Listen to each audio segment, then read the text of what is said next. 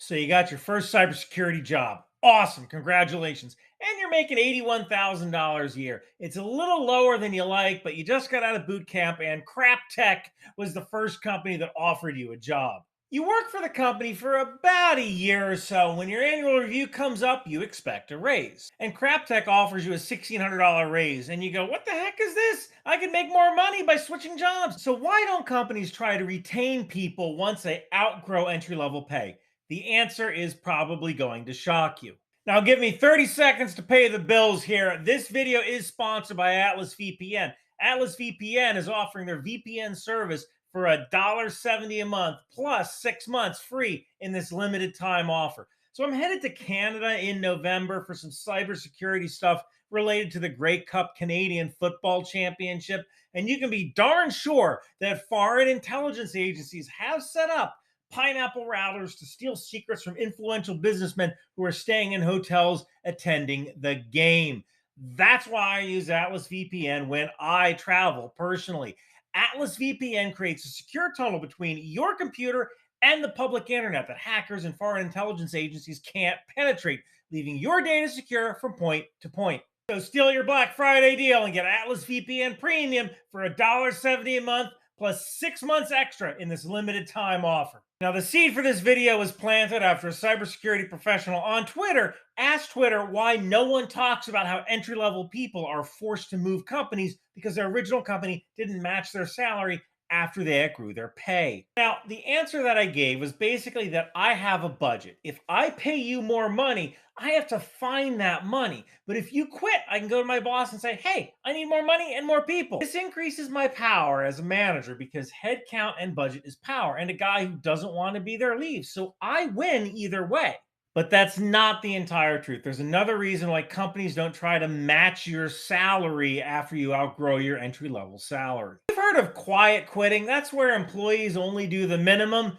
Well, managers also practice something you might call quiet firing. You've probably heard the term to manage someone out, and that's when there's someone who's underperforming or just not getting it. So you give them a performance improvement plan, and when they can't follow it, you start documentation against them. They get the hint and leave. You have to let them go after they repeatedly don't follow the performance improvement plan, literally after they don't improve, or they actually do improve. And this actually rarely happens. So prepare yourself for a shock. Here's the truth about cybersecurity, salary, and it's also applicable for software developers and some people in general business as well. Okay, so let's say I'm a cybersecurity manager for Crap Tech, a mid to large tech company. I've got 8 employees split into 3 teams: analytics, system security, and compliance. Analytics does general planning, intelligence information R&D, and assists in incident response. When we have new initiatives, it's these guys who do the R&D. They also assist when needed. Anne leads this team. She actually started out on the system security team, but she did such a knockout job doing reports and R&D that I gave her a team of her own so she can just concentrate on doing what she does best. The system security team does active defense, endpoint security, penetration testing, monitoring, and incident response. They are on call 24/7, and their salaries reflect that. They are the bread and butter of my department. This is where the A players are at. It's led by Dave. He started at the company as a senior and was promoted into team lead a few years ago. Dave is usually in charge when I go on PTO, and we have a couple of key players in this organization. There's Aswari. She's solid. She's more of a worker than a leader, but I can text her or call her on Slack anytime, day or night, and she's up and she has the answer to my question before I can even ask it. We have Frank. He's a really solid guy, too. He's been in the industry for 40 some years and with the company for 13. He's ready to retire, but he likes coming to work. He just wants to come in, do his work, and go home. And we have Greta, who started at CrapTech as a junior network admin 25 years ago and has collected more certs than anybody. She's a little curt and a little abrasive and doesn't want to be a leader, but she knows where all the bodies are buried in the system. Her and I have had some arguments, but she's always been right. So I've just kind of learned to do whatever she tells me to do when it comes to the system. Finally, we have the compliance team. They make sure the entire company is up and running on cybersecurity training, and they also keep an eye out for new laws. They monitor for new exploits, and they do the record keeping for licensing for the entire company. I don't know how we got stuck with this monitoring licenses for the IT department, but it's not a hill I'm going to die on. This team is led by Irina. Irina used to be on the systems team, and she just kind of naturally gravitated towards training and compliance. So when she had a kid, she made it perfectly clear to me that she did not want to be on call anymore. She's valuable enough that I actually gave her her own team where she could just do compliance, work from home. I don't care. Just do your compliance stuff and stay with the company. This whole circus is managed by me and my boss, Joel. Now, there are two other juniors who work for CrapTech. They were actually both hired on the same day. There's Bob and there's James. I hired Bob last year to work on Ann's team, and he has just been knocking it out of the park. He's fresh out of college. He's setting up VMs. He's testing new tools. I like this kid. He's an asset, and Ann has never had a bad thing to say about him. And then there's James. James just got out of college as well. He interviewed really well. So when I first hired James, I put him on the systems team, and he wasn't great. He just wasn't getting it, and Greta kept complaining about him. He's always asking me questions. Well, Greta doesn't like anybody, so maybe that's a poor metric, right? But there was some friction with Frank. Now, when Frank complained, I knew maybe James wasn't going to hack it, but I wanted to give him another chance. So when Irina had her kid, I put him on Irina's team to help her with compliance, and he did better there. But I heard through the grapevine that he doesn't like it because it's not real cybersecurity. So what do? I'm not going to fire the guy. He's doing his job, but he's just doing his job. Irina has to delegate a lot to James. He does the work, but Bob never has to be told anything. Bob gets a Jira ticket and for a test tool, and he already has the environment set up. I can see James isn't motivated. I understand James doesn't feel valued in his current position, but he didn't do a great job on his last team. So where am I going to move him to? Analytics? Why would I swap a guy who's doing a good job for a guy who isn't doing a good job on the hopes that maybe the guy who isn't doing a good job will suddenly start doing a good job? I've already given him 2 chances. So now let me talk about raises. Here's how the process works.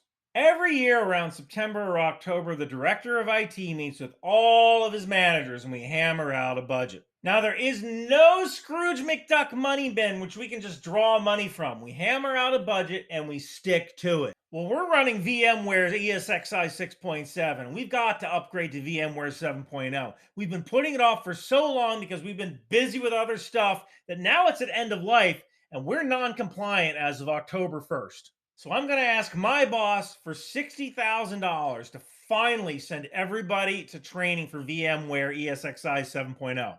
I'm also going to ask for 2 new people, 2 mid-levels who really know VMware 7.0. Those 2 new people will be the spark plugs, so they have to be really experienced. So I'm going to ask for $220,000 to hire 2 new mid-level people at maybe $110,000 each. I also want to give 3% raises to everybody. So I ask for a 3% raise across the board. Irina is at the point where I want to make her a senior analyst and I want to adjust her salary to more reflect what a senior analyst should make. So I want to give Irina a 5% raise. So I give my boss the number and I'm asking for a budget increase of almost $311,000 or 32%. And his jaw hits the floor. Because my boss has a boss. Her name is Maggie. And that IT director is usually in their late 40s or early 50s, which means if they don't have kids in college, they will soon. So the last thing they want to do is rock the boat because ageism is a thing. And if they get fired, it's a lot harder for them to find a new job as an IT director than it is for a junior analyst to find a new job. So my boss says, you want me to go to Maggie with a 32% budget increase? She'll have my head on a platter. I'll give you 10%. Now, I am not going to win that argument. So I go back to my office and I take my spreadsheet out and I start doing the math. So now I have to figure out how to do everything with $94,000-ish. Well, let me play with the raises for everybody. Let me bring the raises down to 2% for everybody but Irina. All right, well, that saved me about $8,000. That barely moved the needle. So let me eliminate one analyst and bring the new analyst down to 80K. I know I'm not going to find anyone good for 80K, but one problem at a time here. Okay, we're closer. Okay, I want to send the whole team to VMware training. So what if we just send one guy? I'll send Bob. He's motivated. He can train other people with what he's learned. He's the kind of guy who'll really look forward to it. So let me do that. Okay, we're still not there. All right, now at this point, I can probably go back to my boss with an 11% increase, and he might be able to sell that to Maggie. So that's plan A. But if he says no, then I'm going to be stuck. So let me come up with a plan B here. What if I give Greta a 1% raise? She's been here for 25 years. This makes her more senior than anyone else on the team, but she's also probably not going to leave because it's the only place she's ever known, and she's has a home here. So I can probably get away with this once, but I have to make up for it next year. And if somebody leaves, I'll give her another raise immediately. And Frank, let's see, he is pretty close to retirement, so he probably isn't going to switch jobs at this phase in his career. So what if I dropped him down to 1% as well? And if I find more money, I'll bump him up. I'll make it up to him. Man, this still isn't good. All right, I don't want to do this to Irina, but let me give Irina 2%. I know I'm screwing her, but I am out of options here. Still not good enough. So let me take down the new developer to $75,000. It's not going to do a darn bit of good. All right. I can't cut anymore. But you know what? There is one place I can cut. You know, James hasn't been performing that well. If I give him a 1% raise, he might leave, and that isn't necessarily bad. Cutting his raise gets me within a rounding error to a 10% increase. I can sell that to my boss. If James gets upset and leaves because he doesn't feel valued, then I have more money to hire a better mid-level person because I am not going to find anybody for $75,000. Now, you might say that I'm undervaluing James, but I'm actually valuing him properly because he is of limited utility. You don't reward mediocrity. You don't necessarily fire them. I mean, there is a place for mediocre people, but you might not shed a tear if they leave. The argument that people make when you aren't keeping people's salary current is that it hurts the company in the long term because when people leave for better jobs, it costs more money to hire somebody. According to the Society for Human Resource Management, it costs about $4,100 to hire a new person, and the cost skyrockets between $22,000 and $33,000 when hiring developers. And from that, you can infer cybersecurity. And that's not even costing the amount of money it takes to train that person. Truth is that if somebody leaves, all that money goes back into a pot, and I can hire somebody else, maybe somebody better. I can even bump Greta and Frank back to where I want them and give Irina the raise that she deserves. So is it really better for the long-term health of the company to raise salaries to prevent people from leaving when maybe you want some of them to leave? Also consider, is it good for the long-term health of the company to just keep raising salaries like crazy? A company that doesn't stick to its budget won't be a company for very long. Now, I wish I could give raises every year that reflect what outside companies are paying, but the fact is, I just can't keep up because then my budget would be nuts and we would go out of business. Best I can do is every couple of years recalibrate like I want to do with Irina. Give people who I really want to stay a larger than normal bump to stay. If you're ever wondering, why didn't I get a raise that puts me in line with the salaries I would make if I left? Well, maybe it's because your boss wouldn't mind if you did. And if you are wondering why other companies are able to offer more money when you switch jobs, it might be because the company you are going to might have just had somebody else leave, which freed up some money to bring on someone else at a higher salary, which frees up your company to bring in someone else at a higher salary, and so on, and so on, and so on. So if you ever wonder why your salary isn't keeping up with the industry average, sometimes it's because companies have to stick to a budget. And sometimes it's because you really are being paid what you're worth. Thank you for watching.